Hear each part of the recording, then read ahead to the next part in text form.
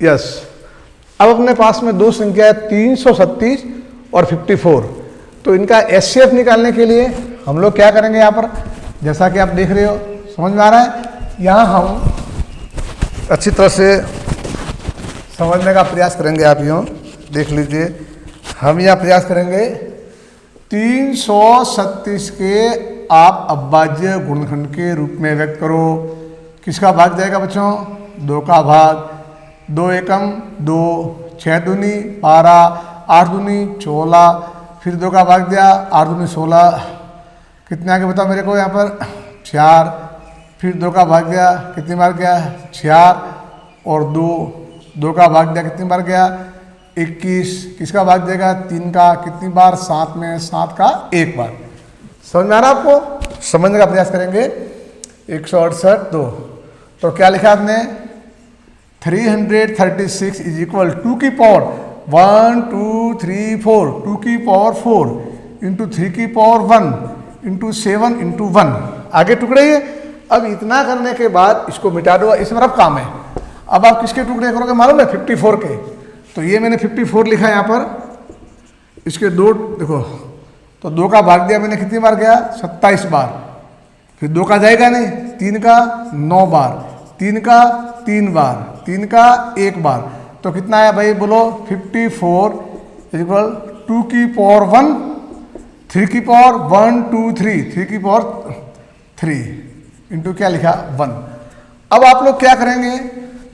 अब हमें निकालना एचसीएफ और एलसीएम। तो हम लोग ऐसे करेंगे, एचसीएफ तो ऐसे आएगा, देखो एचसीएफ कैसे आया, समझ रहे आप? उभयनिष्ठ ऊंची घात, तो 2 की पहली बात तो 1 की पावर 1, 1 की पावर 1, एक तो ये उभयनिष्ठ आ गया।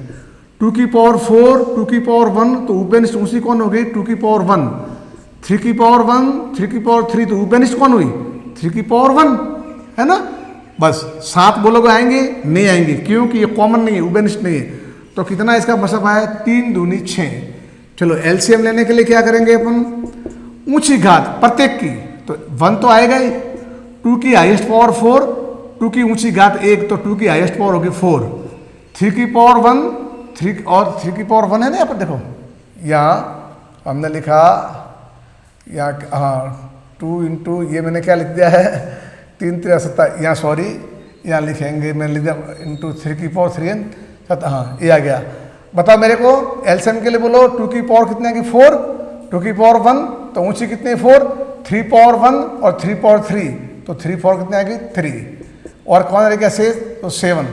अब ये क्या आया बताओ मेरे को? 2 की पावर 4 माने 2, 2 दूनी 4, 4 दूनी 8, 8 दूनी 16, 16 इंटू 3 की पावर 3, 3 3 9 और 9 3 27 इंटू 7 गुणा करो। 16 इंटू गुणा करेंगे, 16 इंटू 7 दूनी 14, असल की 1 और 154। अब वापस गुणा करो। मैंने लिखा 16 इंटू 27 और 7 का गुणा किया, 7 एक गुणा गलत किया, देखो 7 7 49 है ना, असल की 4 189। अब ये गुणा करेंगे, कौन? 189 और कौन गुणा करेंगे? 16। जरा गुणा करना, ये हमारा ये आंसर आ गया एचसीएफ। तो अब गुणा करो 16 और 27 इंटू 7 तो 189, 700 असली 4 189, ये गुणा किया 954 असली 5 48 5 53 असली 5 11 इंटू 9 के 9 8 के 8 और 1 के 1 4 9 3 12 असल की 1 10 के 10, ये गुणा किया आपने, है ना। 9 छंग 54 और 5 53 5 11 4 12 और 1 3100 है। कितना गुणा बताया है? 3024। ये भी आया हमारा आंसर। और ये क्या आया हमारा? ये हमारा आया है एलसीएम, है ना। ये एचसीएफ और ये एलसीएम। अब हमने क्या किया? एचसीएफ और एलसीएम का गुणा किया। ये है 6 और ये है 3024। क्या गुणा करना? 6 संग 24 हासिल की 2, 6 दूनी 12 और 2 14 हासिल की 1, 1 का 1 7 या 18। ये आ गया 6 संग 24 हासिल की 2, 6 दूनी 12 12 और 2 14 हासिल की 1, 1 इसमें। अब आया हमारा प्रथम संख्या इंटू द्वितीय संख्या। जरा बताना कितनी है प्रथम संख्या हमारे, बताओ।